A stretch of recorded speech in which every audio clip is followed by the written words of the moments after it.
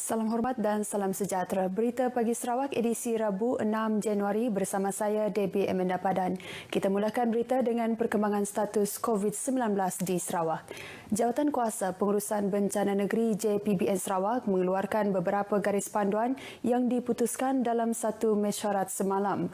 Timbalan Ketua Menteri Dato' Amar Douglas Ukambas yang juga pengurusi JPBN Sarawak memberitahu ini termasuk garis panduan Kerajaan Sarawak yang akan menanggung kos kuarantin dan ujian RT-PCR bagi kanak-kanak 3 tahun ke atas yang dilahirkan di luar Sarawak dan kedua-dua atau salah seorang ibu bapa adalah rakyat Sarawak. Di tempat itu pada Beliau menjelaskan bagi bukan rakyat Sarawak yang mempunyai pasangan merupakan rakyat Sarawak, kos bilik di pusat kuarantin dan ujian RT-PCR COVID-19 juga akan ditanggung oleh Kerajaan Sarawak dan hanya perlu menunjukkan bukti sijil perkahwinan. Dato' Amar Douglas Ugah turut memberitahu bahawa Kementerian Kerajaan Tempatan dan Perumahan Sarawak dengan kerjasama Jabatan Kesihatan Negeri Sarawak akan mengeluarkan garis panduan bagi pemberitahuan tempat atau lokasi jangkitan kepada orang awam selain mengeluarkan warta yang berkuat kuasa bermula 1 Januari hingga 31 Mac depan. Pewartaan ini perlu kerana pewartaan yang kita telah buat pada tahun 2020 telah pun tamat pada 31 Disember. Maka kita perlu mewartakan. Perkembangan berkaitan, satu kluster baru diisytiharkan di Sarawak semalam iaitu kluster Bah Sayap di daerah Miri. Dato' Amar Douglas Ukambas memberitahu kluster tersebut melibatkan daerah Miri di Sarawak dan Kota Kinabalu di Sabah. Positif. Dato' Amar Douglas mendedahkan indeks kes kepada kluster ini merupakan kes 1,116 yang telah dikesan pada 31 Disember 2020 hasil saringan individu yang bergejala di sebuah hospital swasta di Bandaraya Miri. Jumlah kes positif melibatkan kluster ini setakat semalam adalah seramai 5 orang termasuk kes indeks dengan penambahan 1 kes. Ia sekaligus menjadikan sebanyak 3 kluster COVID-19 yang masih aktif di Sarawak iaitu kluster Stutung Kuching dan kluster Mador Meradong. Beliau berkata demikian di Kuching pada sidang media JPBN berkaitan perkembangan COVID-19 semalam. Dalam sidang media yang sama, Dato' Amar Douglas turut memberitahu terdapat 13 kes positif COVID-19 yang dikesan di Sarawak semalam iaitu masing-masingnya 5 di daerah Kuching dan Miri, Bintulu 2 kes dan 1 kes di Pusa dan menjadikan jumlah keseluruhan kes positif COVID-19 di Sarawak meningkat kepada 1,161 kes. Baru-baru ini, Pantai Lutong Miri terhakis teruk akibat pukulan ombak dan mengakibatkan batang kayu besar yang hanyut di bawah ombak berselerak di atas jalan. Menteri Pengangkutan Sarawak Dato' Lee Kim Shin berkata, keadaan ini amat serius kerana menyebabkan jalan terhalang justru menyukarkan kenderaan untuk melaluinya. Dato' Lee Kim Shin berkata sejurus kejadian itu pihaknya mengambil tindakan segera dengan memasang benteng penghadang ombak untuk menahan air laut daripada melepasi jalan. Beliau yang juga adun senadin berkata langkah awal itu adalah satu tindakan sementara supaya hakisan itu dapat dikawal terlebih dahulu. Walau bagaimanapun, Jabatan Pengairan dan Saliran Bahagian Miri mempunyai perancangan jangka panjang untuk membina lapisan pelindung batu seperti yang telah dibina di Jalan Pesisir Lutong Kuala Baram sebelum ini. Beliau berkata demikian kepada pemberita ketika membuat tinjauan kali kedua bagi melihat sendiri kerja-kerja kecemasan pembinaan benteng untuk melindungi jalan raya daripada hakisan pantai di Pantai Lutong Miri. Sementara itu, kerja-kerja pembinaan benteng telah pun bermula semalam yang dilaksanakan oleh 2 agensi iaitu Jabatan Kerja Raya Bahagian Miri dan Jabatan Saliran dan Pengairan. Menteri Muda Pemodenan, Pertanian, Tanah Adat dan Pembangunan Wilayah Dato' Dr. Abdul Rahman Ismail mahu pihak berwajib menyiapkan projek pembinaan Pusat Pengumpulan, Pemprosesan dan Pembungkusan CPPC Kubong di Limbang dengan segera. Katanya projek yang menelan kos RM5 juta itu tertangguh sebelum ini.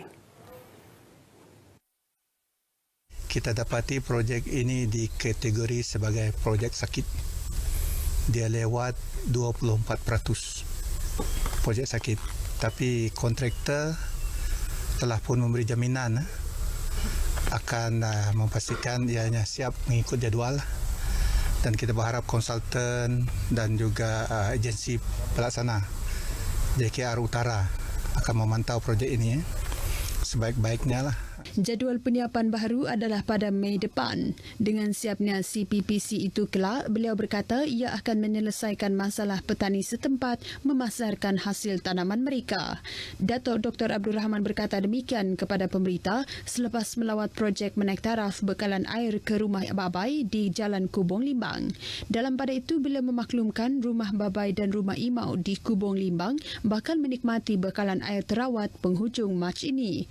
Katanya, projek rakyat itu menelan kos RM685,000 dan akan memberi manfaat kepada 60 pintu rumah Babai dan 40 pintu rumah Himau.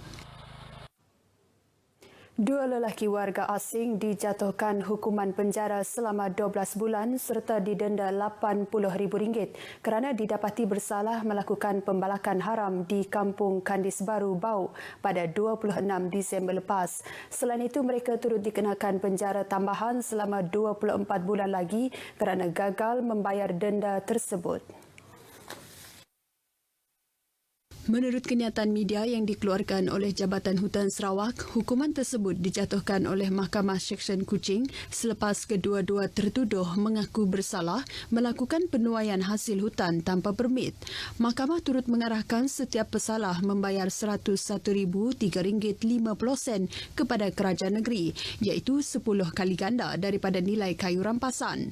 Kenyataan tersebut mendedahkan dua lelaki berkenaan didapati bersalah melakukan penebangan pokok secara haram dan sebanyak 194 batang atau 38.85 meter padu kayu balak bergergaji pelbagai saiz dan spesies yang telah dirampas oleh sepasukan pegawai penguatkuasaan dari Pejabat Hutan Wilayah Kuching. Sementara itu, Pengarah Hutan Sarawak Dato' Hamdan Muhammad dalam kenyataan yang sama menasihatkan orang ramai supaya tidak melakukan kegiatan pembalakan haram kerana mereka akan dikenakan hukuman yang berat jika didapati bersalah. Komuniti marin dinasihatkan untuk menghentikan sebarang aktiviti menangkap ikan di laut buat sementara waktu berikutan cuaca buruk.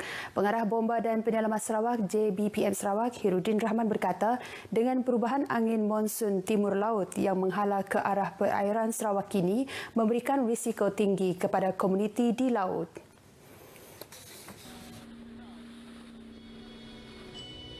Katanya kes kehilangan Samsudin Bidin di Laut Santubong pada Ahad lepas memberikan gambaran betapa bahaya gelora di laut sehingga mengakibatkan botnya pecah di bahagian badan berkemungkinan berlanggar dengan batu. Dan ingin saya mengambil kesempatan nasihat kepada iaitu nelayan-nelayan kecil ataupun pemancing yang tidak biasa dengan laut ini, kalau boleh menghadkan pergerakan ke laut ataupun menghentikan aktiviti inilah. Sungguh pun mangsa dikatakan berpengalaman di laut, namun cuaca buruk ini tidak mengira keupayaan pengalaman atau kelengkapan navigasi yang terdapat dalam bot terbabit. RTM yang turut serta dalam operasi mengesan Samsudin semalam menyaksikan bahaya dan risiko belayar pada musim monsun timur laut ini, walaupun pergerakan kami hanya meliputi kurang 2 batu nautika.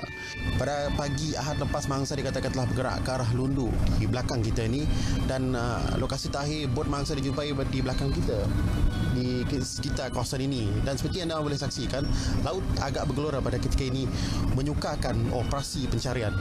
Hirudin dalam pada itu menolak kemungkinan mangsa di baham reptilia ganas berikutan jarak lokasi nahas dilaporkan bukanlah habitat buaya.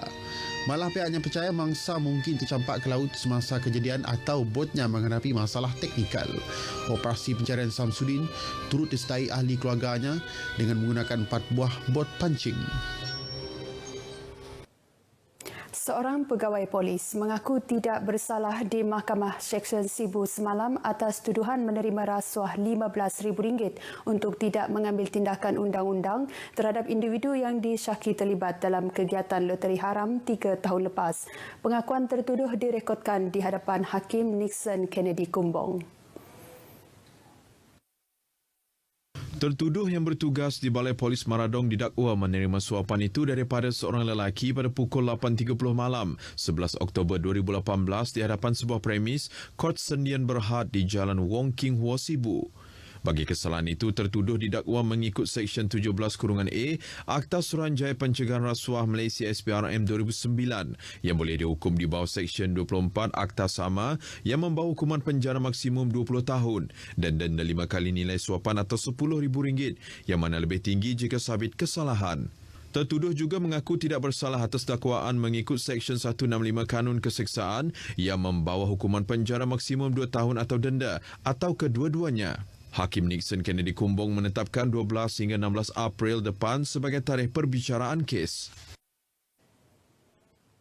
Ketua Pegawai Eksekutif Pustaka Negeri Sarawak, Dr. Rashidah Abdul Hassan menggalas tugas sebagai Setiausaha Tetap Kementerian Kebajikan, Kesejahteraan Komuniti, Wanita Keluarga dan Pembangunan Kanak-kanak KWKPK berkuat kuasa 1 Januari lepas.